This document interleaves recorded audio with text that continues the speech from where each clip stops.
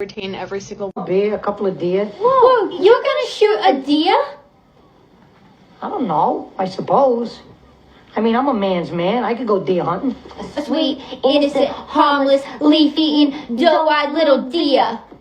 At least, I'm not gonna go out there just to wimp out, you know? I mean, the guy will lose respect for me. Would you rather have that?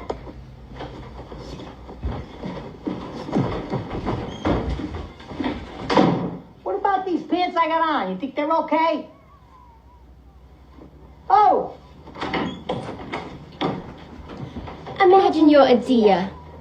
You're prancing along, you get thirsty, you spot a little brook, you put your little deer lips down to the cool, clear water. Bam! A fucking bullet rips off part of your head. Your brains are laying on the ground in little bloody pieces.